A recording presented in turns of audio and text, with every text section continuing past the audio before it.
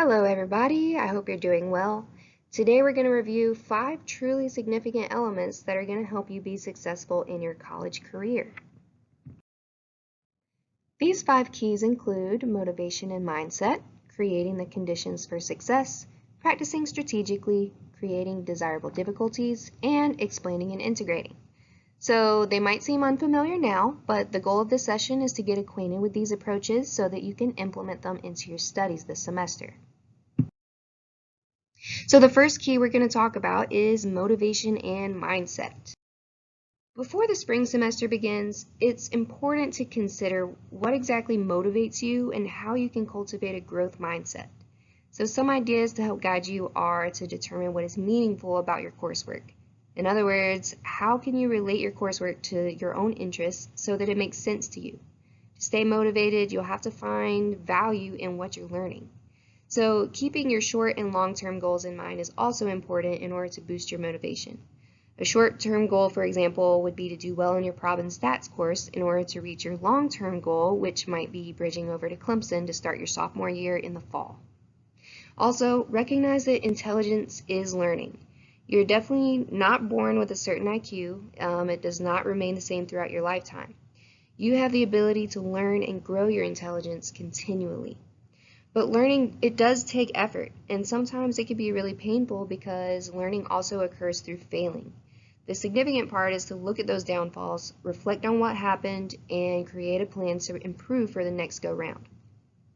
In this sense, mistakes can really be considered opportunities, but just know that success is the result of hard work.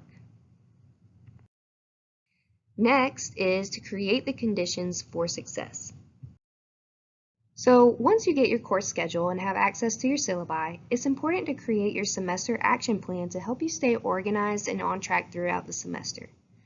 First, in a planner of your choice, write down those due dates for homework, projects, research papers, and exams. Second, if you have a job, write down your work schedule as soon as you know it. Third, write down class times, appointments, meetings, anything requiring a time commitment from yourself. This could include social events in your calendar, so if you go to football games, enjoy pizza nights with friends, whatever it is that you do to unwind, put it in your planner. Now that you have it all laid out, you'll need to block out some study time. If at all possible, try to block out the same time every week so that your study time becomes routine. This may not be feasible if you have a rotating work schedule, but be consistent in not only scheduling study time every week, but also specific about what exactly you're going to be studying in each session. For example, if you know that an exam is taking place at the end of the month, in the 3 weeks before the exam, block out time slots in your planner to study for that exam. If you have a paper due, in the weeks prior to the due date, break the assignment into smaller parts to complete incrementally throughout the month instead of waiting until a couple days before the paper is due to get it started. Now that you have your plan in place, it's important to find study spaces that are going to enable you to get your work done. So places with crowds of people shouting over each other, radios blaring, TVs viewable from every seat, phones buzzing every minute, they're probably not environments that are going to be conducive to learning. There's just a little bit too much going on. So the truth is that multitasking is a myth. Our brains are not wired to focus on more than one thing at a time, so if you're surrounded by distractions, your learning is actually going to suffer. So find a distraction-free zone, such as the Learning Commons or the Cooper Library or a coffee shop, any place where you're going to be able to focus on what you're studying with minimal interruptions. This also means putting electronics down during study time, because there's going to be plenty of time during breaks to check your messages or how many likes your Instagram post received. So keeping yourself motivated and focused throughout the semester is challenging, which is why finding an accountability partner can be a tool for your academic success. An accountability partner, also known as a study buddy, is somebody who commits to meeting with you at least once a week to study. It doesn't mean that they have to be in your class or that you're even studying the same material together. In fact, you can be studying economics while your partner is studying biology. It just simply means that by having that set date and time to meet with somebody and study, you're more likely to go when you don't feel motivated to do so because you don't want to let your partner down. So you can report to each other about how your week is going, what work you still have to complete, and how you're going to go about doing it. And really anything you might be struggling with, it can be hashed out and put into context. A study buddy is there to share the burden, pick you up when you're feeling bogged down in your work, and it adds some sociality to the study process. Your accountability partner also doesn't necessarily have to be another classmate.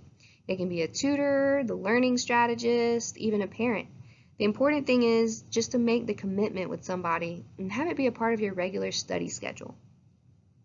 Besides having the support of an accountability partner, it's good to know where else you can turn to whenever you need some assistance. So in the Learning Commons, you can sign up for tutoring, meet with the learning strategist for academic coaching, or get research assistance from the librarians.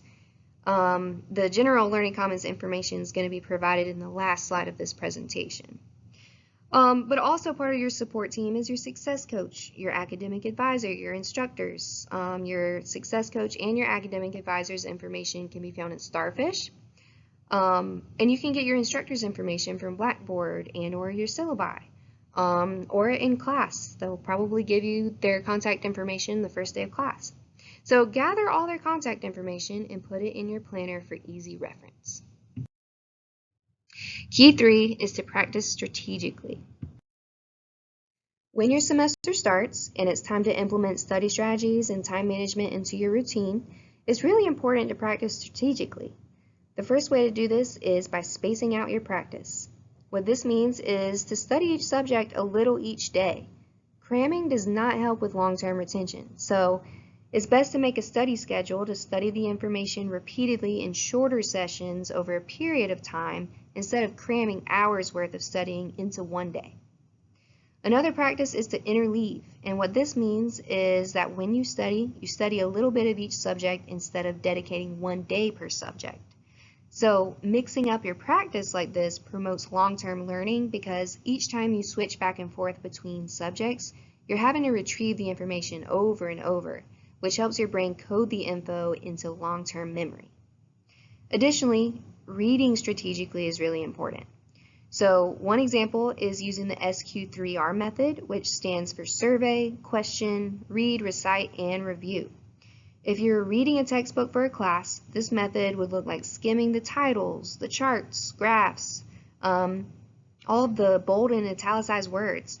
When you do this, this helps you to get acquainted with what information is actually significant in the chapter.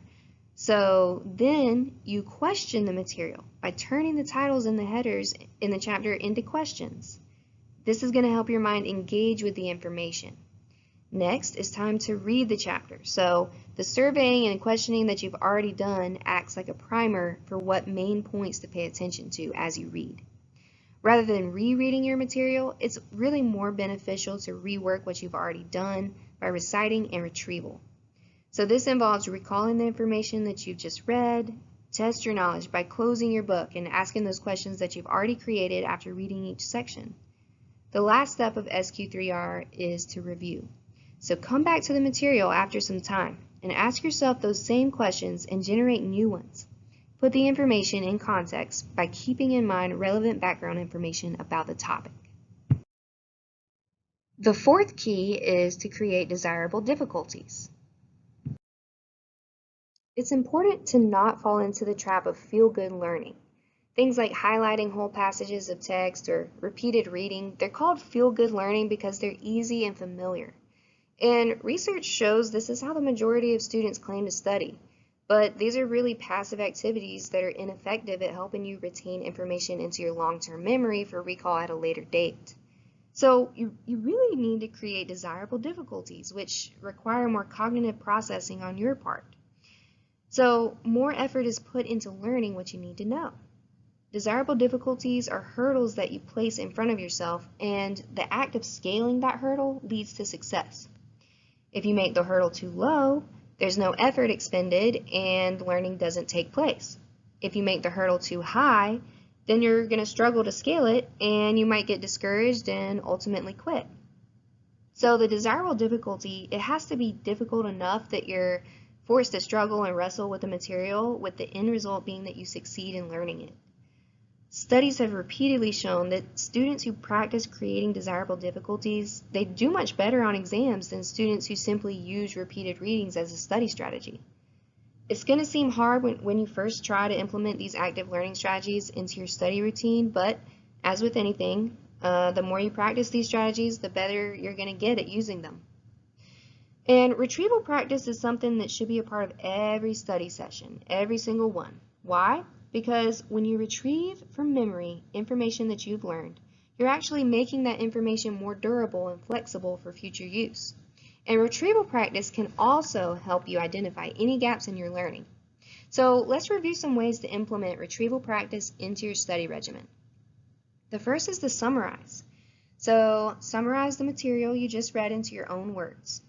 Start with small sections or one paragraph at a time.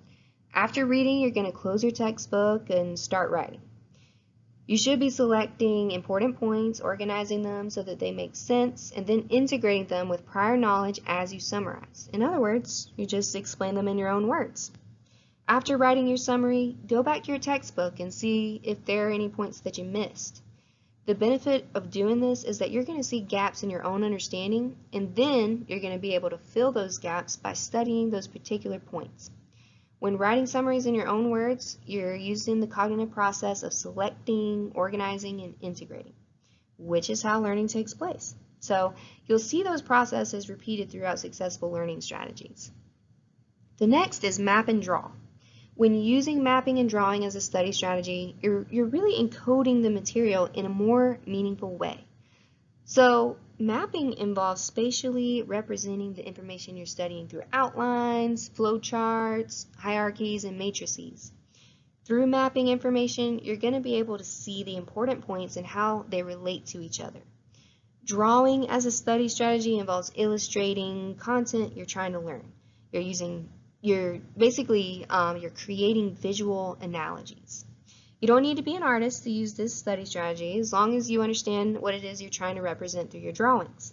So drawing may be most helpful in scientific applications such as demonstrating how a certain system functions. But creating visual representations of your study material, whether by mapping or drawing, is going to help you better recall the information when you need it. The next is using flashcards as appropriate. So flashcards are highly favored as a study technique among students, but are they always the best way to study? Remember that it's the cognitive activities of selecting, organizing, and integrating information that results in learning. However, there are instances where rote memorization, it does help facilitate learning in factual or database learning such as definitions, factoids, or second language vocabulary. In these cases, flashcards could be an appropriate form of studying, but beware of making flashcards as a primary source of studying. If you want to make flashcards to help you understand new concepts, try using them along with the previously discussed space practice or interleaving to help create deeper understanding rather than just rote memorization. The last one is testing yourself. So taking exams is the most common form of retrieval practice. I mean, it's how your instructor discovers how well you know the material that they taught you in class. So why not test yourself before your instructor does?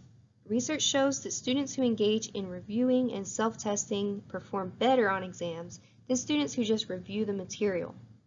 Self-testing can be done in writing or orally.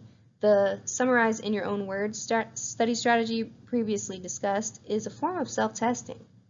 But you can also spend time designing a self-testing format that corresponds with how your instructor will test you, such as essay questions, multiple choice, fill in the blank, or problem solving. You can also utilize practice tests that might be in your textbook. Be sure to review any material that you didn't get right on your practice tests. And remember to make retrieval practice a regular part of your study routine.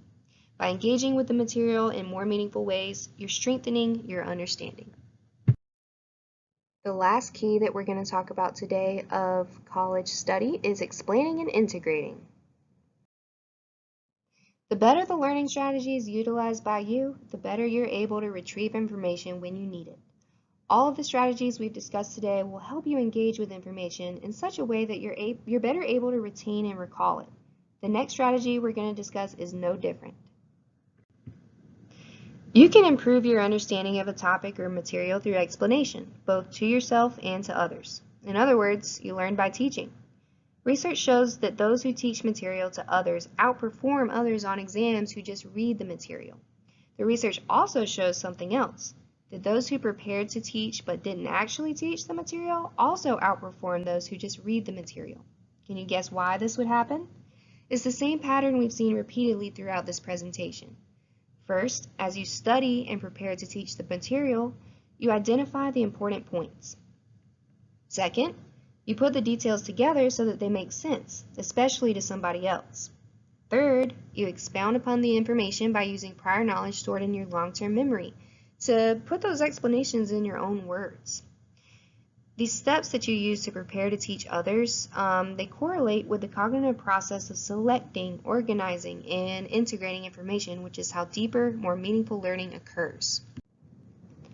While preparing to teach without actually teaching produces positive results come exam time, to get the best results, you should actually teach or explain the material. The act of teaching causes you to elaborate further on the material, and when you explain material to yourself, find a place where you can do it out loud in a kind of mini lecture format. You can even record yourself if you want to. Have your textbooks and your notes spread out around you, and just be sure that you're explaining items that are confusing or need clarification. Prompt explanations with why or how questions this is going to force you to not only recall prior knowledge to form explanations, but also to elaborate upon the information by paraphrasing, summarizing, or creating analogies. And analogies can be particularly helpful because you're relating new information to something that you already know. This helps you more easily remember the material because you have established a relationship between it and something that you're already familiar with. Thus, your ability to retrieve that information, it's made easier. When teaching others, whether it be one person or a handful of people, be careful not to develop a knowledge-telling bias, which means that you're just repeating information without expanding upon it or engaging with it in any meaningful way. So research actually shows that this is an ineffective learning strategy, and it's similar to the repeated reading method of studying. Instead, practice reflective knowledge building with your study group or the person that you're teaching. Knowledge building involves engaging deeply with the material through elaboration, analysis, or looking at it through various perspectives. A benefit of teaching material to others is that they can ask probing questions, which enables you to reflect on what you've studied, and then you construct responses that help deepen your understanding. Try creating a study group that will afford all of you the opportunity to teach each other. The group shouldn't be too large, anywhere between maybe 2 to 5 people would be appropriate. Everybody would have to agree to group norms such as meeting time and place, what material will be targeted for the study session, and that everybody participates is respectful and stays focused. Come to the study group with pre-prepared questions about parts that you might not understand, because this will give others a chance to elaborate. Remember to frame your questions in why or how format for reflective knowledge building. Refrain from asking questions that are going to result in short responses or yes or no answers, and just let everybody have a chance to answer questions, because this not only gives everyone time to reflect and elaborate, but it will also allow for various perspectives to be explored. Finding connections across subjects that'll help make the content stick and open doors for thinking about the material in more robust ways. For example, you might ask, how does the content in Biology 101 relate to Chemistry 110? How does what I'm learning in art history connect to my English course? And finding connections across subjects promotes critical thinking. And additionally, connecting the material to real-life situations, that's going to help create meaning of the content. Remember earlier we talked about how if you create meaning for the content, it's going to help you find value in what you're learning. So finding ways to apply your course material to real-life scenarios, this is certainly going to help you make sense of it and discover its usefulness. As you move into your semester, just remember that you have a support network to lean on. So the Learning Commons is located on the 3rd floor of the Student Success Center, and here's the contact information for the main service desk and the tutoring area as well. So if you have any question or need assistance in like research support, tutoring, academic coaching, or if you have any questions about the content of the session today, just feel free to contact us and we'll be sure to support you throughout the semester. These 5 keys include motivation and mindset, creating the conditions for success, practicing strategically, creating desirable difficulties, and explaining and integrating. So they might seem unfamiliar now, but the goal of this session is to get acquainted with these approaches so that you can implement them into your studies this semester. Hi everyone, welcome to Research Action Plan, 5 Keys to Building a Better Research Paper. This presentation was created by librarians at Tri-County Technical College Library and Clemson Libraries. If you'd like to refer to this presentation, there's a tiny URL at the bottom of the slide called 5 Keys to Building. So the 5 keys that we're going to talk about today include checking your blueprints, how to lay a solid foundation, building steadily, choosing your materials wisely, and how to use all of the tools that you have available. Let's get started with key number 1, checking your blueprints. All right, we're going to start with checking your blueprints because this is really about having a plan in place as you begin your research assignment. Just like with a builder, having a building plan with blueprints is going to help you as a researcher. In high school, the research process may have included showing everything we might know about a topic. With college level research, research is more inquiry, where you're more asking a question or investigating a problem and offering possible solutions or answers to your research question based on credible evidence. College level research is a more focused approach. Now, when you're first given a research assignment, it's important to understand all of your assignment and all of its requirements. It's like checking your blueprints before you start building that research paper. This is almost like thinking about starting at the end first, as the action you are going to take is really to understand and know your assignment and its parameters. Now, you want to look at all of the details of your assignment, whether that's in your assignment description or listed in your syllabi or on Blackboard or wherever you're going to find information about the assignment. Look for information such as due dates, rubrics, or how you're going to be assessed or evaluated, and any other additional requirements that your instructor is asking for. Sometimes this could be page limits or requirements on what types of sources you use or where you go and get those sources. Now, if something is unclear about your assignment, you want to ask your instructor, as college level research can look differently from other assignments you may have completed in the past. Now, when you better understand your assignment and what you're being asked to do, think about what types of sources you'll need and where you might go to find and use these sources.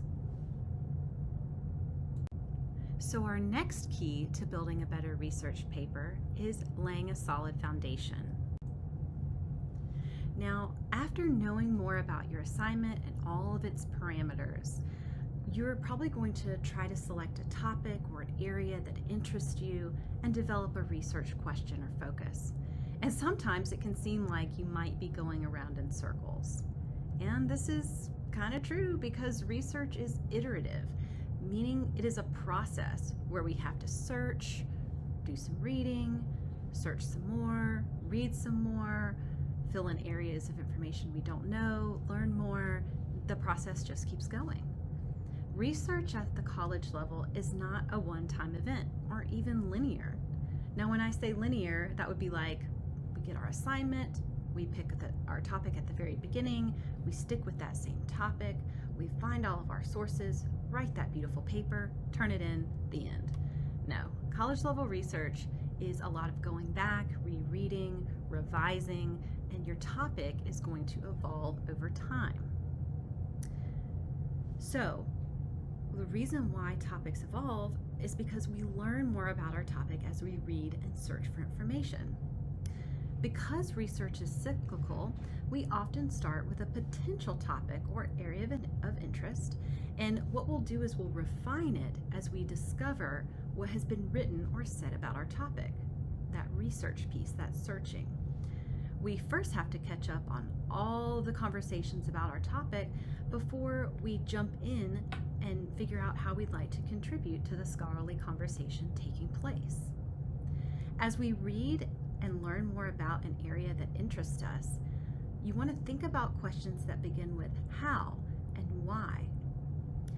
Now, as we continue thinking about our research topic or question, we will often discover that our topic can be too broad or narrow. You'll know what this looks like when you're either overwhelmed with resources or don't find many resources at all. This does take time to realize, as you've got to do some searching and researching to better understand what has been written about your area of interest. Laying a solid foundation also means finding connection, that area of interest to you. You want to hone in on areas that are legitimately interesting to you. This helps create motivation, meaning, and investment as you move forward. Now, we've already talked about that college-level research is about asking questions and trying to investigate a problem and offer possible solutions on the available credible evidence. And again, it's that focused approach, so you're doing a lot of asking questions and investigating.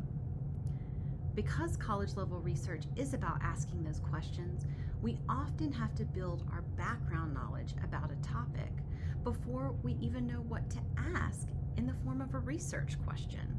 We kind of have to do this pre-research stage, if you will. Now, to learn more about a topic, at the very beginning stages of our research, you can use any type of source as long as it builds on your knowledge about a topic. Now, at this point in the pre-research stage, you may be taking some notes, but you're not jumping in and writing that research question. Now, when you learn more about your topic and you learn the vocabulary associated with your topic and even have a better idea of what you'd like to focus on, that's when you want to be more discerning about the sources that you use. And we'll talk about that in the next slide. Now, students often make determinations about their position or what they even want to argue before they've actually done any research. We see this sometimes. This means that their argument might not actually be supported with the best possible evidence, and they're stuck at the end trying to cherry pick snippets from sources that may not really be relevant. Now, professors see through this pretty quickly. Instead, trying to understand the issue from a number of different perspectives will allow them to better formulate and communicate a thoughtful position. And this takes that reading, the searching, more reading, that kind of cyclical nature and evolution of a focus or a topic. All right, so we've laid a solid foundation. We've done some pre-researching. We kind of have a better idea of the topic we'd like to focus on. Now we're at key number 3, choosing your materials wisely.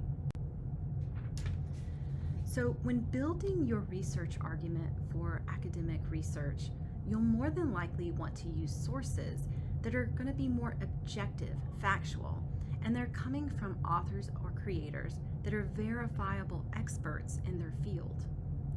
Your instructors will want you to use credible sources within your research paper, as you'll be using your sources to essentially argue that you've got a reasonably credible answer to your research question and really strong evidence to back up any claims. Now, you'll need to choose good or credible sources to make your argument and build that solid argument. A good source in this case is one that's authoritative, often scholarly and from experts, but broad and comprehensive enough to give you the full flavor of the problem. Now, this might be a scholarly overview, a review article, or a compilation of several articles around your theme. But if that one source is solid and itself well researched, it can provide an excellent starting point from understanding the issue and an excellent launch point to additional sources via the bibliography. So make sure to check out those references or bibliography at the end of the article.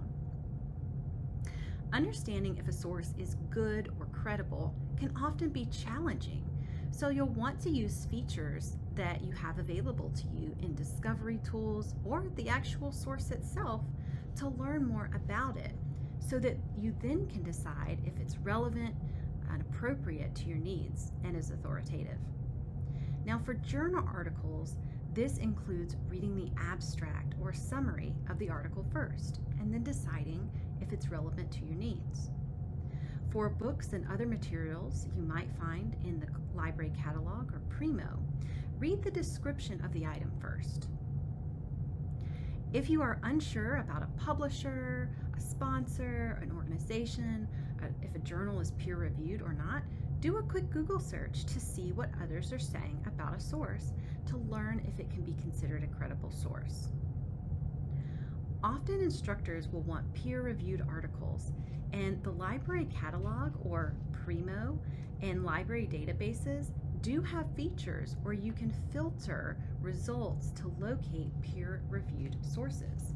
So check out those preview tools from the sources available to you. Our next key that we're going to talk about is building steadily. We know that buildings are not constructed in a day, but rather over time. Research assignments are the same way, as they will take some time to complete because they are a process and not an event like we've already talked about. Research can take place though in small amounts of time, such as 5 to 10 minutes, and these small chunks of time can really help when breaking down the research process into smaller parts. You can also break your assignment into smaller chunks as well, such as finding evidence for one claim at a time. Spacing out your research efforts can also help you to optimize understanding and processing the information that you're reading. Now, you'll want to start early to neutralize procrastination, because waiting till the last minute is not going to set you up for success with finding quality and credible sources. Just like with any building materials, you'll want to have a place to store potential materials you'll use in your research. This can look like a research notebook. This is also going to include using tools and features you already have access to. Taking notes from sources in a document of some sort can be helpful instead of skipping to putting information directly into that research paper.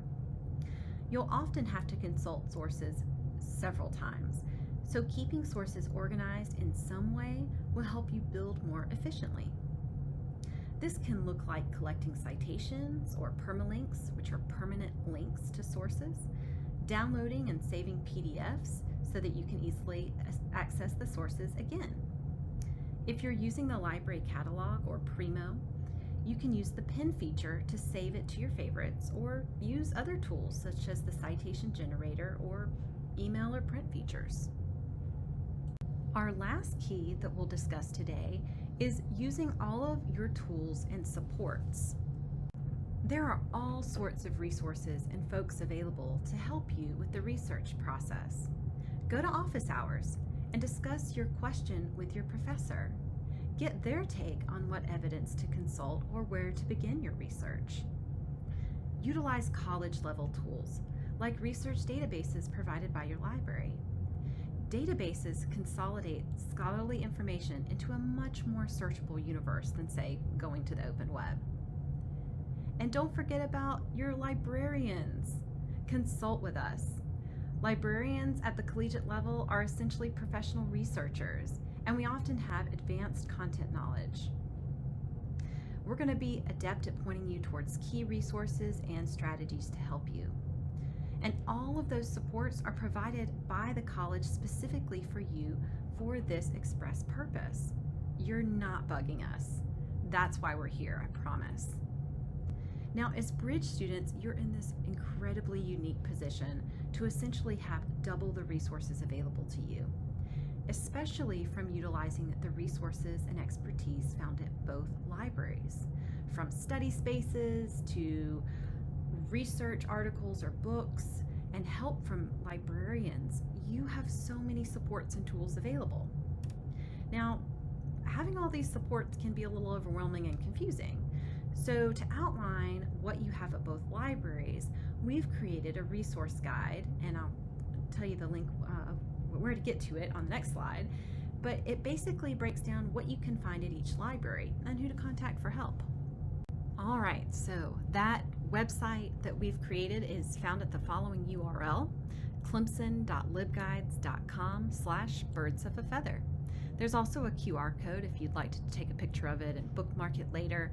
And of course, we've got that tiny URL that you can refer to this URL later if you'd like. So we hope you have found this presentation helpful. We hope that you're walking away with some tools and strategies or ways of thinking that can help you build a better research paper. Now, remember, we as librarians want to help no matter at what campus you're at. We are here to help you, so please ask us questions, and we hope to see you soon. Hey everybody, and thank you for joining us today. We're sorry that you were unable to join us for the in-person version of this programming, but we are excited to share with you today some resources and techniques for your well-being. My name is Delana Reynolds, and I act as the Assistant Director for Suicide Prevention and Mental Health Initiatives for Clemson's Healthy Campus. Today we want to cover with you a variety of resources available in addition to wellness techniques so that you can take care of yourself physically and mentally. So I want you to kind of reflect here on what does wellness look like to you? When you envision someone who is well or healthy, what comes to mind? What factors do you think influence wellness? I know for me, I think of someone who's, physically fit or has a balanced diet. But in fact, the Substance Abuse and Mental Health Services Administration has identified 8 mutually interdependent dimensions of wellness to focus on in order to optimize health. We often think of our mind and body as separate, but in reality, our mental health and physical health are interconnected and equally important. Physical health problems can significantly increase our risk of developing mental health problems and vice versa. So while we plan to cover physical and emotional wellness today, it's important to note that fostering each aspect of wellness here is important for a healthy life. Student Health Services has 3 divisions that work collaboratively in order to provide innovative and integrated healthcare. Our medical services, counseling and psychological services, and healthy campus staff provide outstanding care for our students for a variety of different needs. There are several ways that you can be seen for appointments at Redfern Health Center. You can schedule appointments online through the My Health E portal. You can call the appointment line at the number listed here, or you can walk in for urgent care where you'll be seen through the nurses clinic. And as a reminder, Redfern Health Center is open Monday, Tuesday, Thursday, and Friday from 8 a.m. to 4:30 p.m. And on Wednesdays, they're open from 9 a.m. to 4:30 p.m. They are closed on all university holidays, but if you ever need help outside of office hours, you can also access MUSC Virtual Urgent Care 24/7 at no additional cost to you when you identify as a Bridge to Clemson student.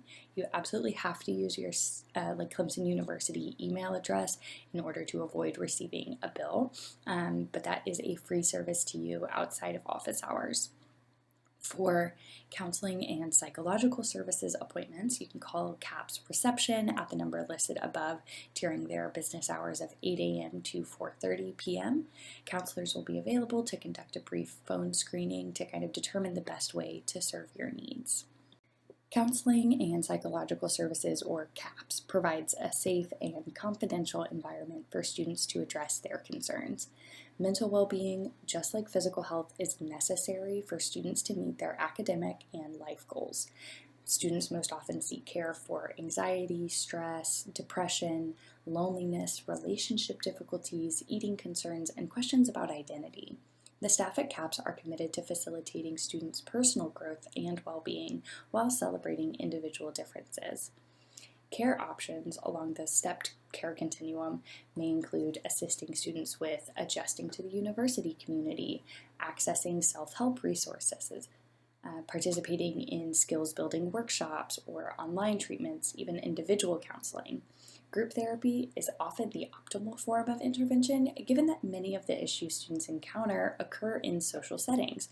It follows that working out these issues in a therapeutic social environment facilitates growth. So CAPS offers both general and specific theme groups, as well as groups that focus on learning effective skills for living. CAPS also provides family and couples counseling as well. As I mentioned briefly, CAPS does offer online treatment options as well. Therapy Assistance Online, or TAO, is a program that provides access to therapy anytime and anywhere. And TAO is an online suite of tools meant to teach life skills, build resilience, and encourage positive growth. The educational modules are comprised of brief, interactive videos that give you basic information and challenge you to kind of increase your understanding of your own thoughts, feelings, and actions. These modules address issues that students often encounter, like I said, depression, anxiety, relationships, communication, but also chronic pain and alcohol use, other drug use, those sorts of things. So when working through the TAO modules with the help of your counselor, you'll schedule a brief video conference session to kind of monitor progress and stay motivated. However, the work is done by the student in the platform, so it's ideal for people with busy schedules. You can access TAO on your smartphone, tablet, or computer and complete your treatments on your own. All you have to do is search for TAO Mobile in the App Store. And for a completely independent experience, students can also self-enroll and have evidence-based treatments for their struggles at their fingertips. TAO also has a mindfulness library that has multiple relaxation videos and other helpful resources as well. For the sign-up link, you can also visit the CAPS website that's listed here. The goal of Healthy Campus is for Clemson University to be a national model of health, safety, and sustainability, and for students to experience a way of life at Clemson that contributes to their lifelong health and well-being. Healthy Campus is constantly looking for new ways to foster well-being on our campus. We provide in-person and virtual trainings on a variety of topics, and you can request a program for a class or student organization or attend one of our workshops either in person or virtually. We do offer 1-hour sessions on all of the topics listed here, but we also offer more in-depth courses such as Tigers Together advocacy training, which equips faculty, staff, students to be the bridge between a student who is at risk for suicide and the mental health professional help that they need. We also offer Aspire to Be Well. This is a kind of general well-being session that is part of the CU 1000 course requirement. So it's a peer-led health, safety, and resiliency-focused dialogue which emphasizes overall well-being and resilience, alcohol and other drug misuse prevention, mental health and suicide prevention, and interpersonal violence prevention, while focusing on bystander intervention and different campus resources. We are currently offering these sessions to Bridge students, and that credit will transfer to Clemson with you. So if you're interested in completing this before bridging to Clemson, be on the lookout for an email regarding specific times and dates that this is going to be offered to you this semester.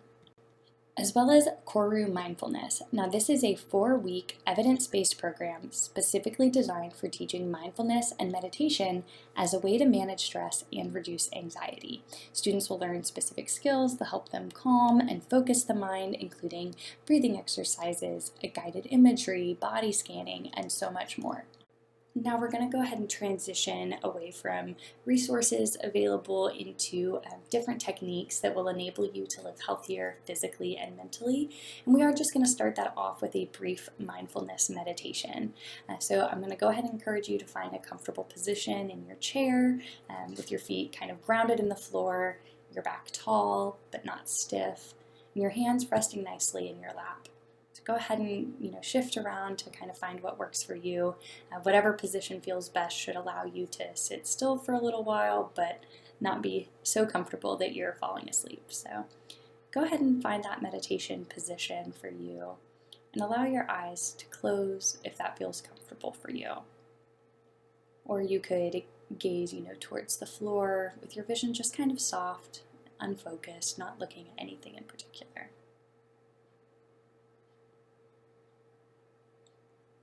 Notice the feeling of your feet on the floor, of your hands in your lap. Notice the different places of your body where you're making contact with the chair. Bringing your attention into your body, become aware of your breathing.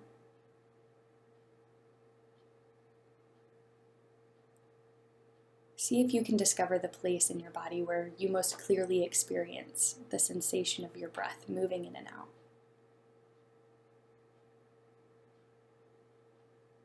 Some people most clearly feel their breath in the rise and fall of their chest or their belly.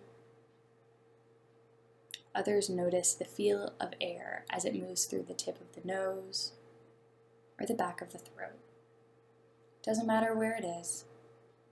You are just trying to discover where you personally, most easily, sense the flow of your breath.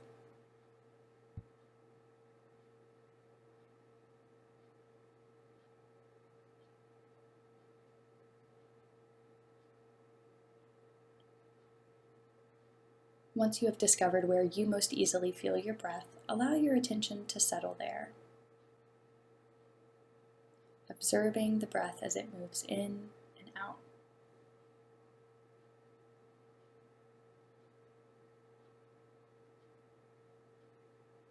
You'll likely notice almost immediately that your attention wanders from the breath.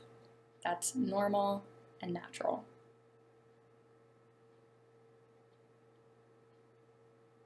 Without struggling or judging yourself, simply notice that your mind has wandered, then release the thoughts, returning your attention again to the rise and fall of your breath.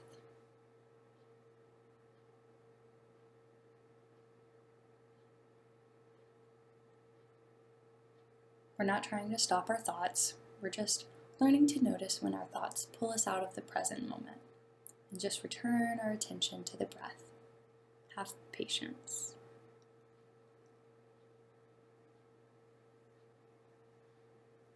Notice this feeling and know that you can get back to this place by simply focusing on the breath.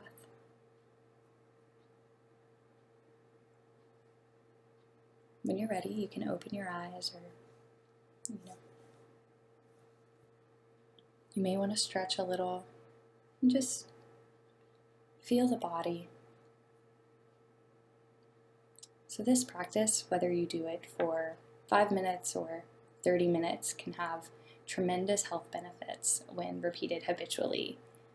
Mindful breathing has been shown to reduce stress levels in your body, lower your heart rate, lower your blood pressure, reduce depression, better manage chronic pain, better regulate your body's reaction to stress and fatigue, and also reduce the possibility of burnout. Mindful meditation and just relaxing in general is a skill that's, easier for some people and harder for others when it comes to just learning. But thankfully there are a lot of different techniques you can try to find what works best for you, be that mindfulness, like what we just did, or a guided meditation, deep breathing. Yoga is very common, and even exercise. If you're having trouble getting started with any of these, there are a number of different apps that can help. We all know that exercise is good for our health, but did you know it can even help relieve stress? This is because exercise releases endorphins, which is essentially your brain's good feeling transmitters.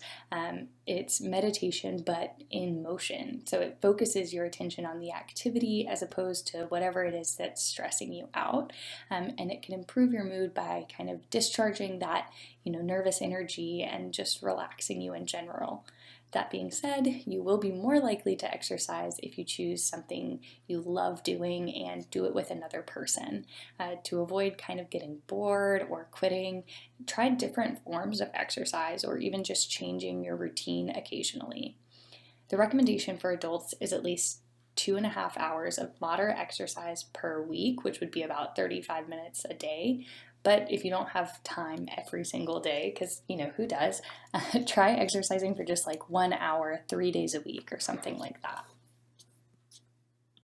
The next thing we're going to talk about here is sleep quality, and that is actually because research has shown that the quality of sleep has more of an effect on college students' well-being than the quantity of sleep does. So some strategies for improving sleep quality are, of course, exercising so that you'll be more tired and therefore better able to fall asleep, trying not to nap during the daytime, again, more tired, better able to fall asleep. Also, stick to a schedule. Try to go to bed at the same time each night, whether that's 8 p.m. or 11 p.m., and aim for getting about 7 to 8 hours of sleep. But of course, if you're having trouble falling asleep and you can't get to sleep in about 20 minutes, then get out of bed, go do something relaxing, and try again once you are feeling more tired. The next helpful tip would be to create a restful environment. So making the room dark, making it cool so that the blankets are nice and cozy, and of course making it as quiet as possible. All of those things kind of help. The next one, and this is becoming a little more widespread knowledge now, is to avoid looking at light-emitting sources, especially blue light, just before bedtime. So this can be your TV, your tablet, phone especially. Being in college, you may have roommates and you might not be able to control the environment that well. So also trying earplugs or even an eye mask to achieve that quiet and darkness can be helpful as well. Next here we have just trying to clear your mind before bed. Might be easier said than done, but not worrying about things at bedtime, especially when you can't do anything about them at bedtime anyway, but especially try not to worry about things that you can't control at all. And a guided meditation or mindfulness exercise like the one we did earlier may be helpful for this. Lastly, we have pay attention to what you eat and drink. Don't go to bed hungry, and also don't go to bed stuffed. Avoid the use of too much or any alcohol close to bedtime or nicotine at any time of day, but especially before bedtime. And next we have eating well. So, healthy eating is defined as consuming a balance of nutritious foods that provide all of the essential nutrients to maintain health and wellness. So we need, for instance, protein and healthy fats, which we get from milk, poultry, fish, eggs, beans, dairy, grains, seeds, and nuts. And then carbohydrates from bread, cereal, grains, rice, fruit, starchy vegetables, milk, and sugar. That one's my personal favorite. But of course, moderation is the key to healthy eating. So you want to consume a variety of foods. And this graphic here kind of illustrates the recommended balance of foods with your protein, vegetables, fruits, and whole grains. But of course, drinking plenty of water and staying hydrated, all of that is important as well. Alcohol has long been used to relieve stress, but as with everything, too much of a good thing can be bad, and alcohol is not an exception to that. In the short term, alcohol can affect stress. However, stress can also affect alcohol as it happens. The psychological effects of stress react with the alcohol, making it less effective and causing an individual to then drink more. So over time, the person's stress response may weaken, causing an increased use of alcohol. So in extreme cases, this feedback loop can lead to more stress as well as stress-related illnesses, including addiction. So it's just kind of this never-ending, the more stress, the more drinking, the more stress, etc., etc. And that kind of wraps up our presentation here for you guys on some different resources as well as techniques and just things to be mindful of when considering how best to take care of yourself physically and mentally going forward. So as a reminder, we covered, the medical services at Redfern Health Center, which are available to you, as well as counseling and psychological services that you can access online or in person, in a group setting or individually, as well as Healthy Campus, which is more our kind of prevention side of things, as well as relaxation, exercise, sleep quality, eating well, and avoiding alcohol. So if any of you have any questions about the topics that we covered today, just don't hesitate to reach out to us. Of course, you can also visit our website to learn more about all the different services that we provide. Also, keep a lookout for the Student Health 101 newsletter, so that arrives via email each month. And that's a great resource for all sorts of health and well-being issues which are pertinent to college students. Plus, you can also enter to win some great prizes. Lastly, don't forget to follow us on Facebook, Twitter, and Instagram. We keep you up to date with the latest information related to all sorts of different health and well-being efforts. So you want to be a Clemson Tiger. Today we are going to talk about strategies you can use to complete your climb to Clemson. This will be an interactive presentation that will require moments of self-reflection. We will think about your why, your obstacles, your goals, and talk a bit about the resources you can utilize during your spring semester to accomplish those goals. You can follow along with a fillable document. You can download the document by scanning the QR code at the bottom of the screen and hitting the button at the bottom to download. Sometimes it can be helpful to refocus and think about why you started something in the first place. Take a moment to ask yourself why you applied to Clemson. What long-term goals will you accomplish by completing the Bridge to Clemson program? What kinds of obstacles did you face last semester? What resources did you use, or maybe didn't use and wish you did, to overcome those challenges? Again, take a few minutes to pause the recording and answer this question.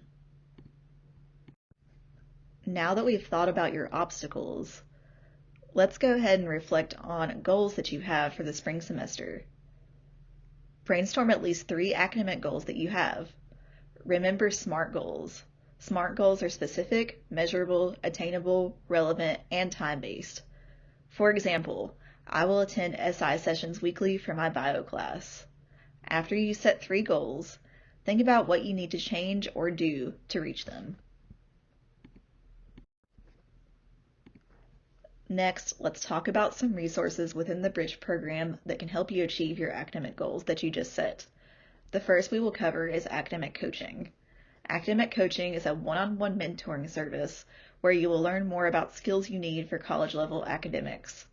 For example, time management, study skills, and note-taking strategies. Your sessions with your coach can be weekly or bi-weekly, usually for 30 to 45 minutes. These sessions can be either on Clemson's campus or virtual through Zoom. Our academic coaches are mostly undergraduate bridge crossers, so they've been in your shoes before. You can sign up for a coach at any point in the semester, but we recommend being proactive and seeing one soon. To sign up, go to the address on the screen or scan the QR code, then choose a time and date that works for you. Your coach will reach out via email with a meeting location or a Zoom link, so make sure you check those emails. Now we will talk about supplemental instruction, which you've probably heard referred to as SI. SI is a series of weekly review sessions for students in difficult courses. The sessions are facilitated by an SI leader who is a fellow undergraduate student who has taken the course previously and earned an A. You can go to SI sessions for the courses you see here on the screen. To find the schedule, go to the displayed link or scan the QR code. Be sure to follow TCTCSI on Instagram for more updates. If you'd like a more individual approach, the Tri-County Learning Commons offers tutoring services. You can find the Learning Commons on the 3rd floor of the Student Success Center building. To learn more, email tutoringcenter@tctc.edu or see the front desk at the Learning Commons. Good luck on your spring semester. Remember that Bridge staff members are here to help. Be sure to check your emails and newsletters for more events and opportunities.